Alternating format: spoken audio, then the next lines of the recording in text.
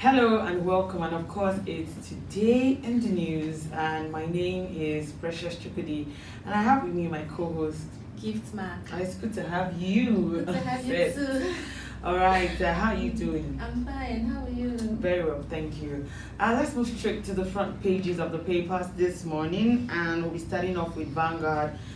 Main headline: strike looms as federal government Labour talks end in deadlock. The riders, no date fixed for reconvening. A fuel price should be 181 naira per litre, federal government says. Has lost 10.413 trillion naira to subsidy between 2006 to 2019, 2.193 trillion naira 2016 to 2019. Return to status quo before discussion, TUC advised. Federal government has no new thing to say. Waba, endure now to enjoy later. APC tells Nigerians over fuel, electricity tariff hike. Urges NLC, TUC not to be hoodwinked by opposition. And on COVID-19 update, we have Lagos records that the 3 new infections as confirmed cases rise to 56,478. You can see that on page 35. Stories above we have on page 8. State of the nation, Nigeria between divider in chief and divider in law, showing casters. Also on page 7, we have Buhari justifies borrowing to fund infrastructure. Still on page 7, CBN to establish infrastructure company. And also stories beneath: Edo Ondo UK threatens visa ban, seizure of overseas assets of offenders. You can see that story on page 35. And on page 11, federal government Lagos halt barge operations along Marina coastline. And lastly, on the front page of the Vanguard, Ajayi battles Akeredolu over denial of venue to launch campaign. And away from the Vanguard newspaper, we move straight to the Punch newspaper. And on the Punch newspaper, federal government labels 8-hour meeting ends in deadlock. Petrol could have been sold for 183 naira per litre, says federal government. 7-day ultimatum stands, no acceptable explanation from government. You can see the story on page 2 and 40 of the Punch newspaper. Stories above: sewing car head Obasanjo says Nigeria drifting into a total collapse. You can see the story on page 2, and on page 19 we have poverty, our strongest weapon against COVID-19, says FI coordinator. Still on page 19 of the Punch newspaper, NDDC probe. Ababio, I beg your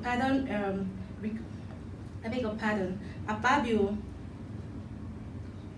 meets National Assembly clerk panel. And lastly, on the Punch newspaper, poverty, our strongest weapon against COVID-19. That will be all on the Punch newspaper. And that's all we have for you on the front pages of our papers this morning. But we're going on a short break where we'll be joined in by our guest vice in the person of Mr. Benro Oladri, the Executive Director, Emergency and Risk Alert. We'll be right back after this break.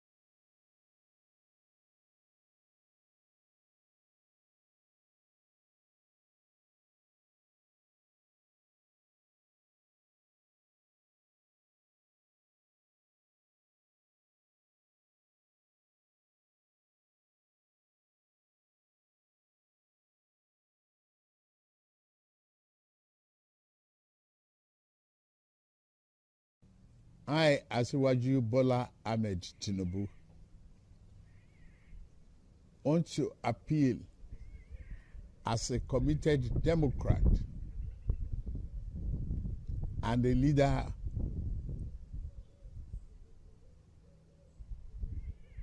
of all Democrats, regardless of political party, to our conscience and our commitment to democracy today on the forthcoming election in Edo State. I want to appeal to you to reject Godwin Obaseki in this coming election. I have suffered with many others to bring about this democratic regime that today we are enjoying in the country. Then, Godwin Obaseki didn't participate in any aspect of the struggle to enshrine democracy in the country.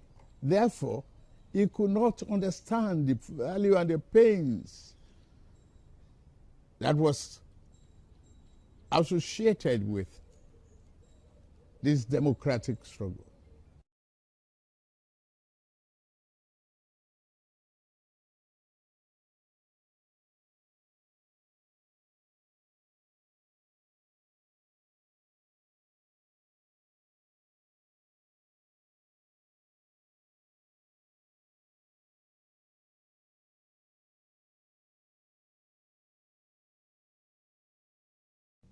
I, Asiwaju Bola Ahmed Tinubu, want to appeal as a committed Democrat and a leader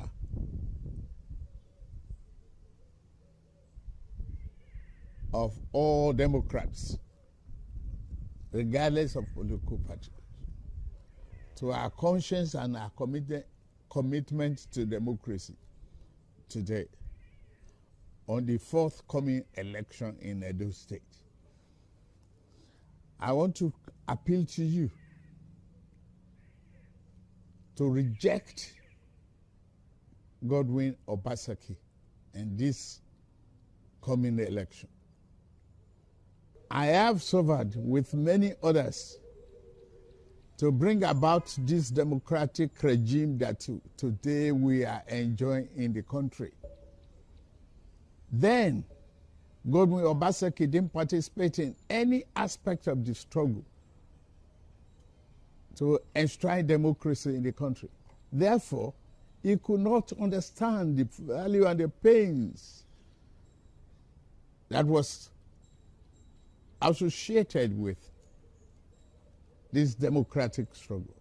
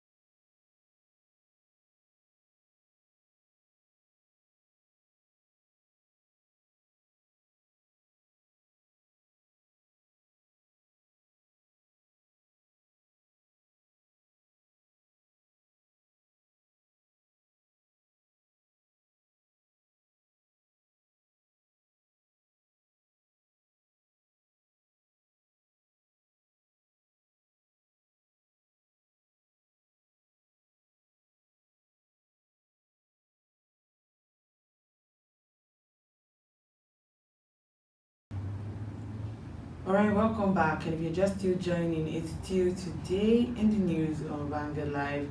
My name is Precious Chukudi and I have with me my co-host Gift Mark. Alright, let's look at what we have this morning. And strike looms as a federal government labor talks in deadlock, and an 8-hour meeting involving the federal government, the Nigerian Labour Congress and the Trade Union Congress ended in deadlock on Tuesday following the inability of the party to reach a consensus. While the organized labor was demanding the reversal of the hikes in the price of petrol and electricity tariff, the federal government pleaded for understanding, saying it could not sustain the fuel subsidy. Although the government team made a presentation on its policies, it didn't specify how the effect of the hike in electricity and petroleum products would be alleviated. And the TUC has also said that the indefinite strike and nationwide protest due to commence from Wednesday would hold as planned. Also, the Congress has also issued a 7-day ultimatum to the government, threatening to embark on an indefinite strike if the government failed to revert to the old electricity tariff and the price of petrol. All right, we have our guest in the studio joining us, and he's in the person of Mr. Benro Olajigbe, and he's the Director of Emergency and Risk Alert. It's good to have you in the studio. Good morning, sir. Hello, sir. Can you hear me? It's a pleasure being with you. All right, so we want to talk about... yes, I can hear you. Okay, it's good to have you. We want to talk about the strike that is looming as federal government talks with labor, and there was a meeting between the federal government and organized labor to find a common ground on the recent hike in electricity tariff and pump price. But then the Minister of Petroleum Resources, that's Tinubu, has pointed out that if the sector was fully deregulated and the dollar exchange rate was fully factored in, the fuel price will be put at 183 naira per litre. Do you agree with him? Well, the question is, who was regulating what before? You can't regulate what is not within your power. The price of oil is absolutely not within the power of the federal government to either regulate or deregulate. As long as we continue to import the fuel that we use in Nigeria, in spite of refineries that we have that have been made comatose, and government after government continue to import fuel. So,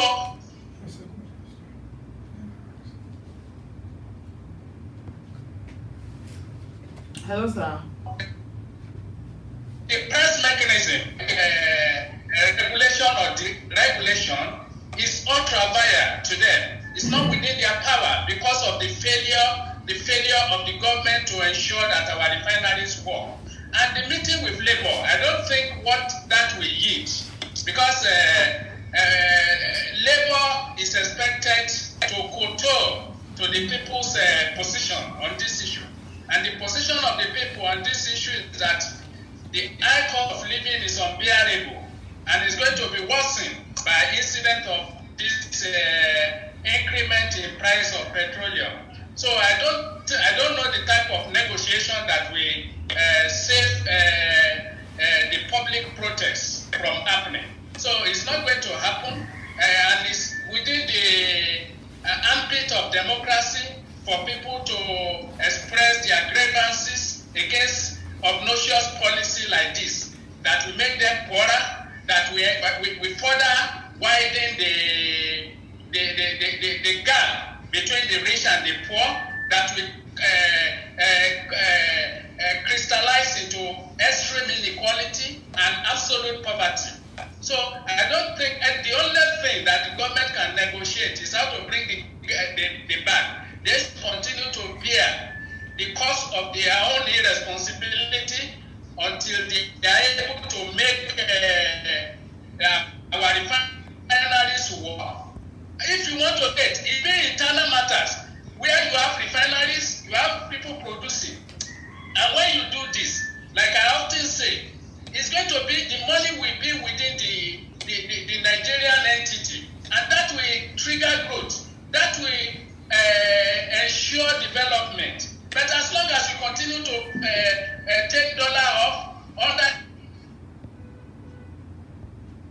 of importing fuel that you could ordinarily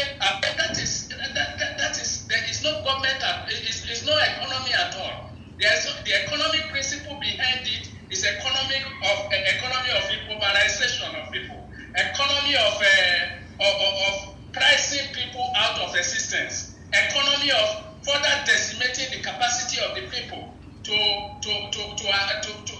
access basic necessity because of high cost of products, high cost of living, and very low cost and low standard of living. So these are not negotiable things. It is the responsibility of government to ensure that you have conducive environment where people can thrive, where their welfare will be assured, where their security will be ensured. And as long as you have cost-happy government, high cost-happy government,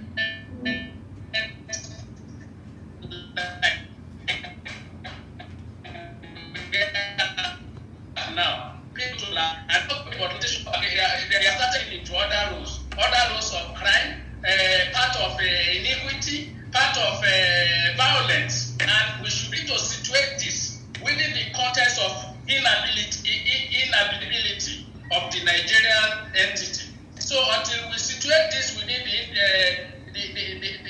the fulcrum of the inhabitability of the nation, we won't know the damage we are causing through ungodly, through cruel, through unacceptable policies of government. But then I want to also ask, you're talking about their needs.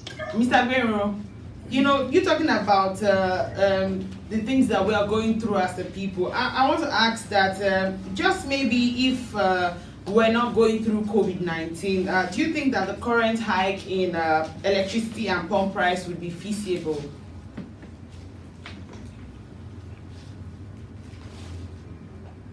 Hello, Mr. Guerrero, can you hear me? I think we lost him, or there's some network issue, but then Hello, can you hear me? Italy. The medical doctor in Italy is hated because of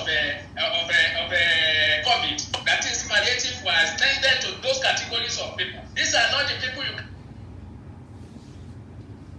network is not favorable at all. Classify as absolutely poor. But here, we are not even talking, we are talking of the almost irredeemably poor people that have no access to anything, that the economy has further been crippled by COVID. Even the middle class has. It's clear that he has a lot of things to say, but the network is... In terms of the purchasing power they have been crippled for how long? Many people have not. We'll see how we can connect with him, but the Congress, that's the TUC, has issued a 7-day ultimatum to the government on Monday, threatening to embark on an indefinite strike if the federal government fails to revert to the old electricity tariff and the price of petrol. Okay, you were saying something about, I was asking you if just maybe if we're not going through COVID-19 pandemic, maybe, the increase in electricity hike and petroleum price will not be a problem for us. Hello, Mr. Guerrero. Still on the network issue, it's really bad. Also, the APC party has asked Nigerians to endure the current hardship brought about by the recent hike, and they are saying that people will reap the benefits of. Okay, can you hear me clearly now? Hello, sir, can you hear me? It's better now. Okay, so the APC, yes, I can hear you. The APC party has asked Nigerians to endure the current hardship brought about by the recent hike, that the people would reap the benefit of the deregulation policy. Do you agree with this statement that would reap the benefit of the deregulation policy? You endure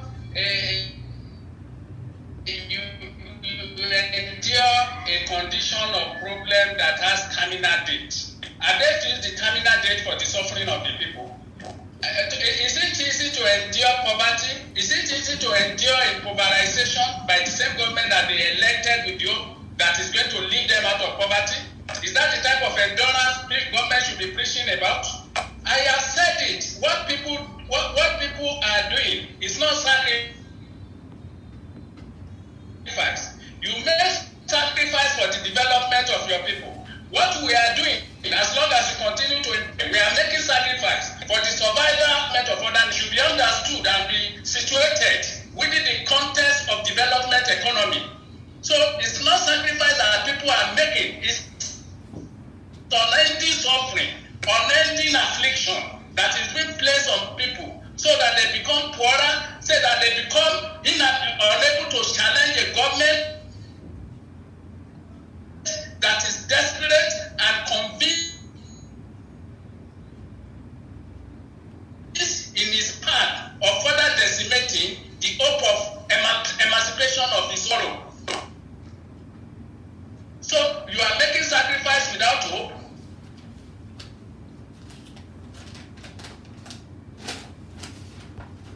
What manner? That is absolute foolishness. This is the lie they have told Nigerians over years, even before.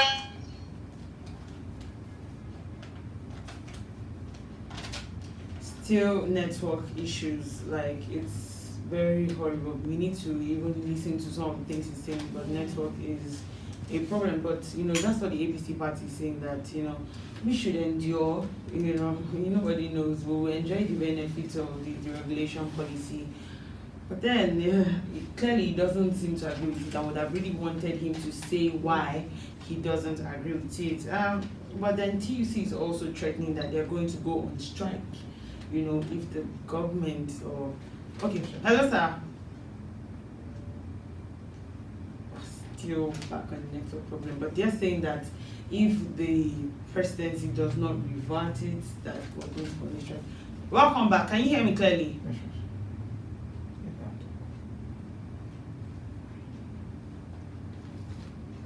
Okay. So, what do you think about what's going on? The whole,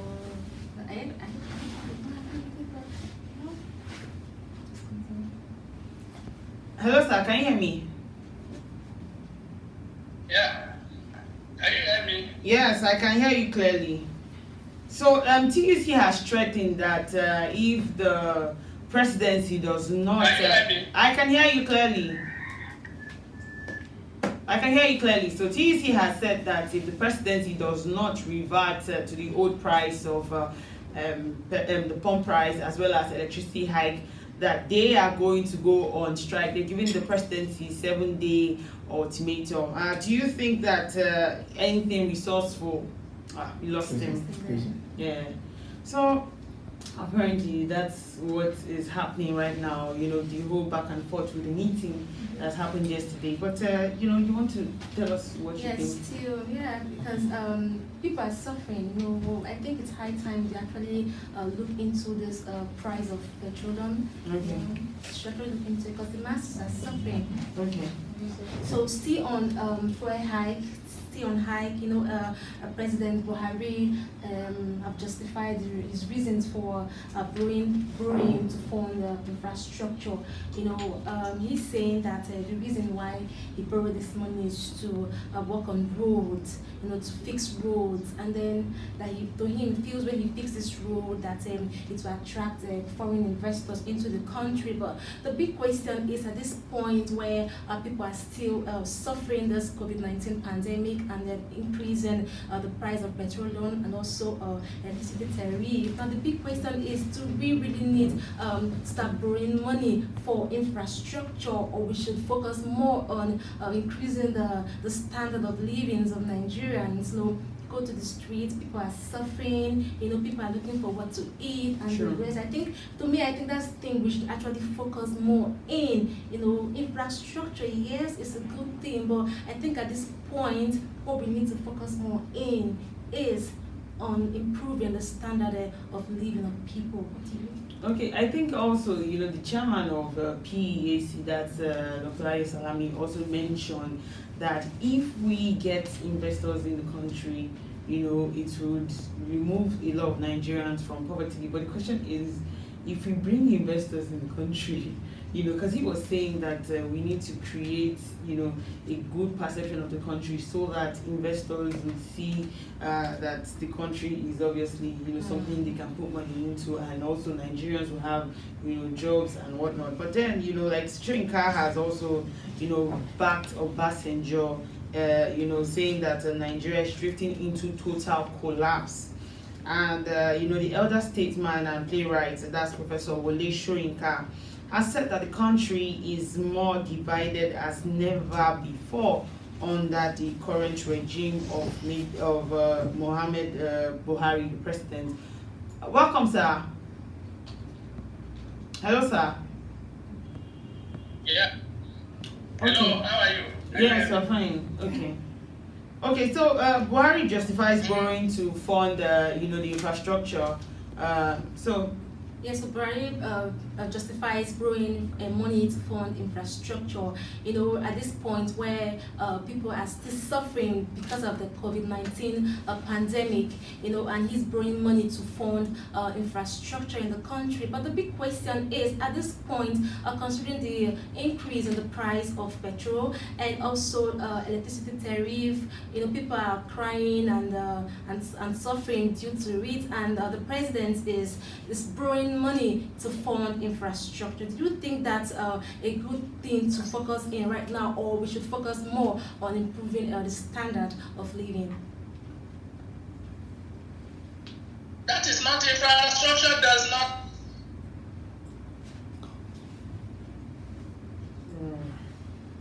Hello, sir. You there, sir? People's development and people's economy. If you build railway at a cost, what is the benefit? You have to do the cost-benefit analysis. It's not about running railway from Lagos to Kano or Lagos to this. What is the economic value of that rail you are running? Is this just to ferry people? Is it not better to have alternative that people could kill with than a railway that is not economically productive in the long run? And despite that, you are borrowing money. So when you are doing economy, it's not about what you are doing. It's about the cost benefit of that you are doing. And if you have seen that, assuming that even the cost benefit is in favor of development in the long run, does that stop government from taking care of the short run? Because if you don't take care of the short run, it's going to destroy the long run. Now, just like yesterday, it was reported that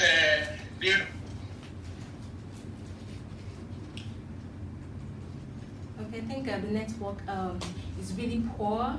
Like he's saying, yeah, but like I said earlier, the thing we should focus on more right now is on how to improve people's standard of living. We just can't, like he said, of course, good roads is good. Those things are actually good, but at this point, we should be alive to actually enjoy those infrastructures. Now, if everybody dies, then who would be alive to enjoy this infrastructure the president is talking about? So, let's look at what Professor Soyinka was also making mention of. So, he said that the country is more divided as never before under the current regime of the president, and he said in a statement saying that between divider in chief and divider in law, he said though he's not a fan of the ex-president Olusegun Obasanjo, he embraced the responsibility of calling attention to any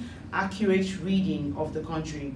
And if you recall, last week the former president made mention that the country was slowly becoming a failed state and more divided under the Buhari regime, but the presidency also reacted to the comment by describing the ex-president as a divider in chief. And Soyinka also said that he also made mention that we're close to extinction as a viable committee of people. Yes, I think he's back. Welcome back, sir. Can you hear me clearly? Hello, Mr. Gbero, can you hear me? This network is not just favorable at all. Can you hear me?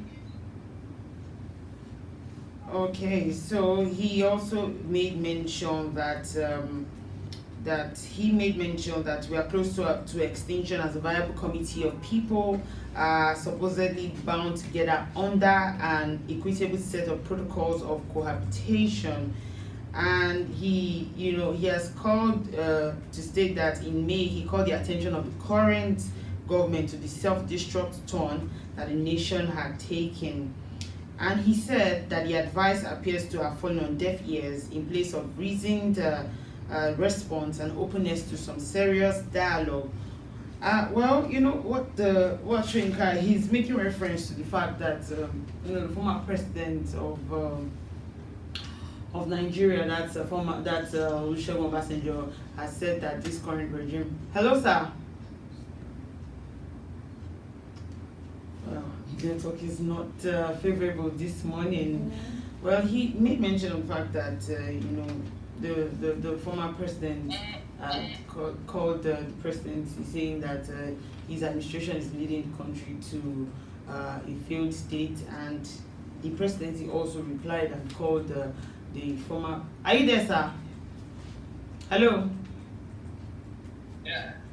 Okay, let's talk about the statement released by Professor Wole Soyinka, where he said the country was close to extinction considering the present situation it has found itself. Do you agree with what he said? Every reasonable person will agree with that, because if you look at it, the definition of a failed state is a state that it has legal boundary. It has people, but the people are not protected, because a state is supposed to be governed by law. A state is not to become jungle where people just keep it. Master consequence. People just kill people and walk away. People just kidnap people and walk away. People just abduct people and walk away. People turn people to sell slave when they become their captive, and no consequence. Then what further evidence do you need?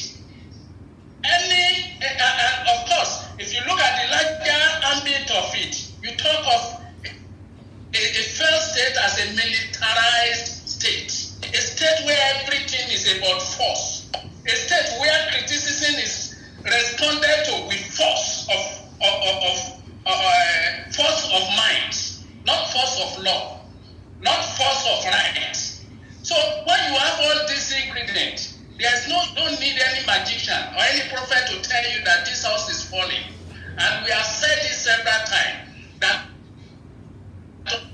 unless there's to build national integration, to reintegrate Nigeria, you can't salvage this country. What Obasanjo and Wole Soyinka were saying is that this country can still be helped before it is too late. If you look at it, who is a Nigerian in today's Nigeria? Everything are falling apart. It's tribal entities that you have. People are withdrawing into their clan. Nepotism has taken the central stage of governmental policies. Where you come from matter. Who do you know matter? In a country that is expected to be a federal state, in a country that is supposed to have a very strong composite unit, I'm talking of subnationals like states, in a country that is supposed to be mutually governed by all the levels of government, in a country that should be a clear framework of accountability by organs of government. When you have a legislature that cannot say anything no to the executive, what you have, even under democracy, is quasi-autocracy. So there must be robust debate. People are not in condition to governance. They are to pre-wear appointment on the basis of where you come from. It's not a surviving country. millions of Nigerians in quotes, who now regards themselves as Hausas, as Fulanis, as Yorubas, as Igbos, as Efik, as Ebiras, as wherever. And these are the potpourris that is supposed to be brought together by government under a united Nigeria, put on the scale of justice and equity. But that's not what you are getting. There's no human being on earth that is not really equity. Even pretending that things are well now, they know in their mind, they know in their heart that nothing is well about this country. And this country needs to be saved. And there's no better time of beginning to do this by engaging this government that has committed bring Nigeria, and that was that came out of both Passenger and whatever. They are messages that cannot be faulted, whether you like them or not. They are messages of our realities. They are messages of insecurity that have riddled the country. How can you solve the problem of insecurity coming together? Is it possible? When you see it as that is Hausa problem, that is Fulani problem. When it is Igbo, that is Igbo problem. So nobody is concerned about anybody. Is that how you build a united nation? So by what you're saying that challenge. But I have said it that it cannot be. By what it cannot be saved by constitutional review, because the disease, the terminal disease that Nigeria is suffering from is structural. Nigeria must be restructured in a way that she will be in position to dispense justice, to dispense equity, to dispense even democracy that we think of, we are talking of. So it is the structure that is faulty, that having a malfunction culture of governance. All right, so by what you're saying that you're agreeing to the statement that the nation is divided as never before, like under the policies and conduct of the presidency. Are you agreeing with Professor Shoyinka's statement?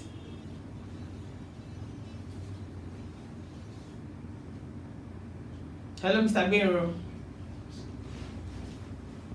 Yeah. So I'm asking that, are you taking sides with? Yes, I can hear you. Hello? Can you hear me?